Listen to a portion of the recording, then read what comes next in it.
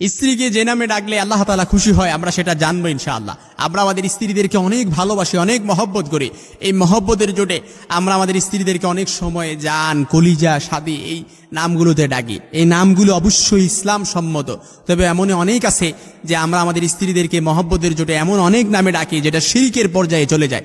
এজন্য শিরকের পর্যায়ে যেন নামগুলো চলে না যায়, এজন্য কোন নামে ডাকলে স্ত্রীদেরকে আল্লাহ তাআলা খুশি হয় এই নামগুলো আমরা জানবো। এমনই কি রাসূল সাল্লাল্লাহু আলাইহি সাল্লাম তার স্ত্রীদেরকে কোন নামে ডাকতেন এই সম্পর্কে যদি আমরা হাদিসে দেখি তাহলে আমরা দেখব আম্মা জান আয়েশা সিদ্দিকা রাদিয়াল্লাহু তাআলা আনহা থেকে বর্ণিত একটি হাদিস।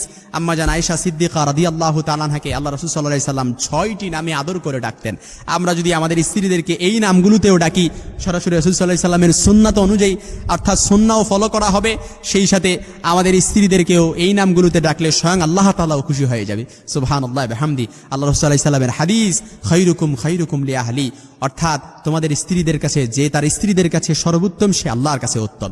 অর্থাৎ আমাদের প্রত্যেকের সার্টিফিকেট হচ্ছে আমাদের স্ত্রীদের কাছে।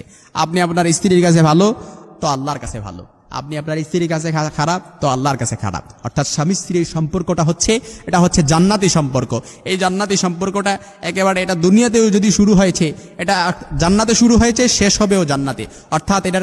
অর্থাৎ প্রথম গন্তব্য এটা সাইয়েদানা আদম আলাইহিস সালাম এবং হাওয়া আলাইহিস সালাম থেকে শুরু হয়েছে, জান্নাতে শুরু হয়েছে। এই দুনিয়ার মধ্যে কোনো স্বামী স্ত্রীর সম্পর্ক এটা যদি জান্নাতি সম্পর্ক, এই জান্নাতের মধ্যে যদি এই জান্নাতি সম্পর্কটার মধ্যে স্বামী স্ত্রীর সম্পর্কটার মধ্যে যদি পরস্পর মহব্বত ভালোবাসা ঠিক থাকে তাহলে যেন পরিবারটা যেন মনে হয় জান্নাতের স্বর্গরাজ্যে পরিণত হয়ে গেছে। এই জন্য রাসূল সাল্লাল্লাহু আলাইহি সাল্লাম তার স্ত্রীদেরকে যে নামে ডাকতেন সেটা হচ্ছে আম্মা জান আয়েশা সিদ্দিকা রাদিয়াল্লাহু তাআলা আনহাকে প্রথমত আল্লাহ রাসূল সাল্লাল্লাহু আলাইহি সাল্লাম আয়েশা, অর্থাৎ আয়েশা নামটার অর্থাৎ